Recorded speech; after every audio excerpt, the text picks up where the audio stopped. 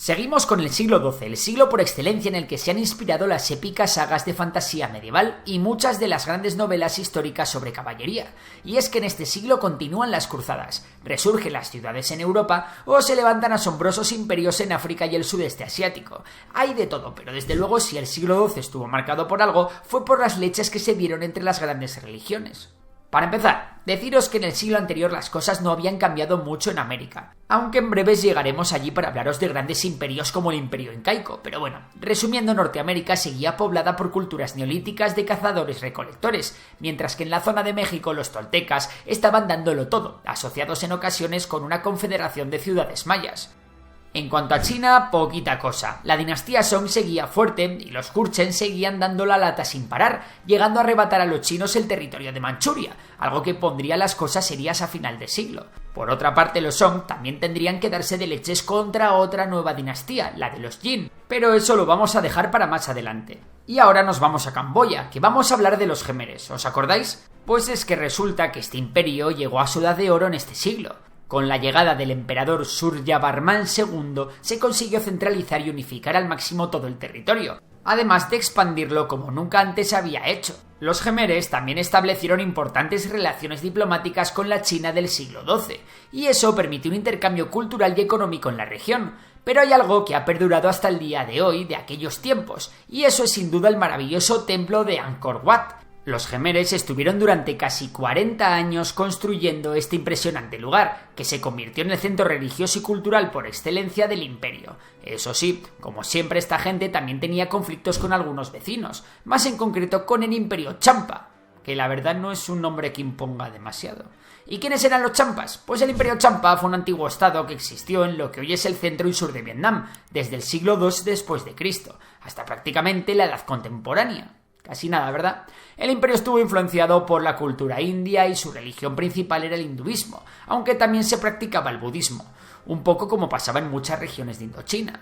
Esta gente tuvo una economía basada en la agricultura y el comercio marítimo, y su principal puerto comercial fue el de Hoi An. Los Cham eran conocidos por su habilidad en la producción de seda, cerámica y escultura en piedra.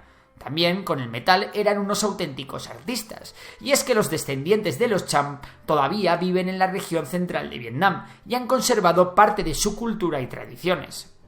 Como veis, asistimos a un siglo en el que había una gran cantidad de imperios a lo largo del globo, y esto no pararía. ¿Os acordáis del imperio Gaznávida? Os hablamos de él en anteriores vídeos. Pues nada, que en esta región no pasaban 2 días sin que una nueva tribu turca o irania se pusiese de moda y se liase a conquistar a todos sus vecinos. En este caso fueron los gúridas, unos tíos que se dedicaron a conquistar toda la región de Pakistán, Afganistán y el norte de la India. Estos gúridas patrocinaban por todo su imperio la herencia y cultura persa, que al igual que la griega o la romana nunca se extinguió del todo. Pero bueno, después de este paseíto que nos hemos dado por distintas regiones de nuestro planeta, creemos que ya toca volver a donde se estaba cociendo todo el bacalao en estos tiempos: Europa, el norte de África y Oriente Medio. Y es que en Europa ocurrió algo de gran importancia. Mientras se asistía al cenit medieval, llegó un enorme cambio en la organización política y social. Resulta que entre las invasiones, las guerras entre los reinos, los vikingos, etc., Europa había sido diezmada y la población se había ido al garete. Por otra parte, la aparición de nuevas rutas comerciales llevó a una nueva clase social a hacerse cada vez más poderosa: la burguesía.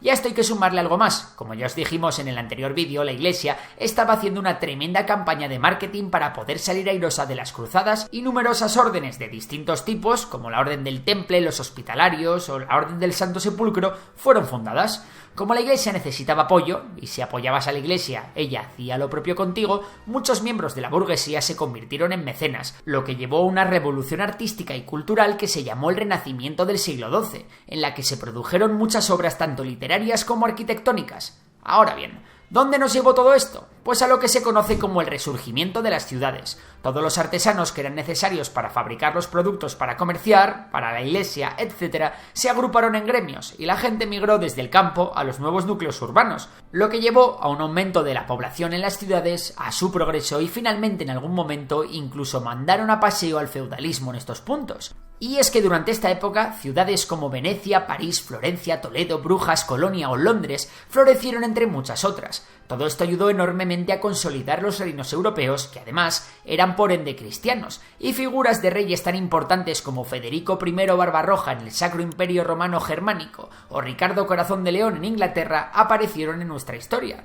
Mientras tanto, en las distintas religiones musulmanas de Europa, Asia y África también estaban ocurriendo un montón de cosas. En este equilibrio de fuerzas, donde ambos bloques religiosos estaban en su esplendor, existían en las regiones de Oriente Medio lo que se conocían como estados cruzados. Estos estados cruzados básicamente eran estados latinos situados allí en todo el meollo que tenían como razón existencial el poder mantener el dominio de las conquistas cristianas en la región.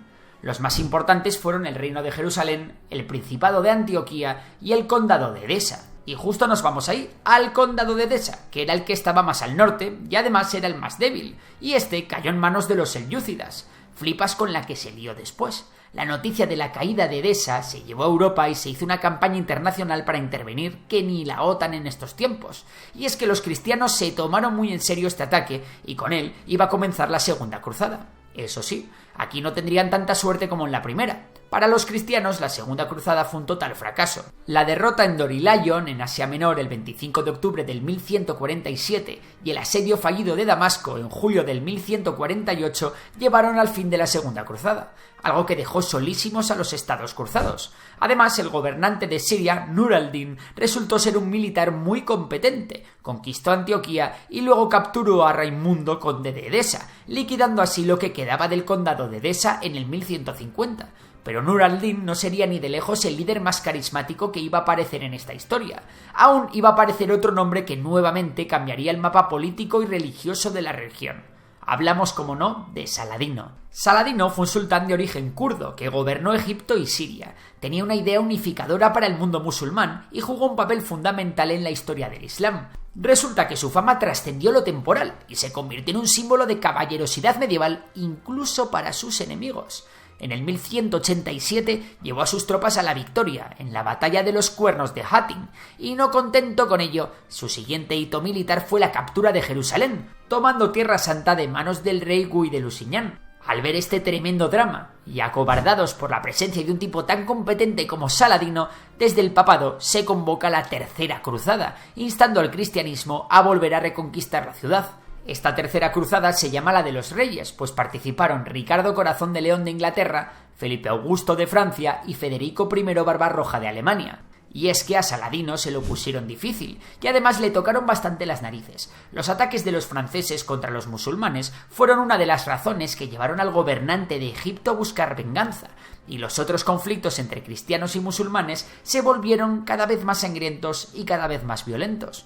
No obstante, las tropas cruzadas, especialmente el bando inglés liderado por Ricardo Corazón de León, consiguieron anotarse algún tanto y ganar varias batallas. Se conquistó Acre en el 1191, pero sin suficientes recursos para hacer lo mismo con Jerusalén, la ciudad santa quedó en manos musulmanas. Por su parte, Acre se convirtió en la nueva capital del reino de Jerusalén y del Oriente Latino en conjunto.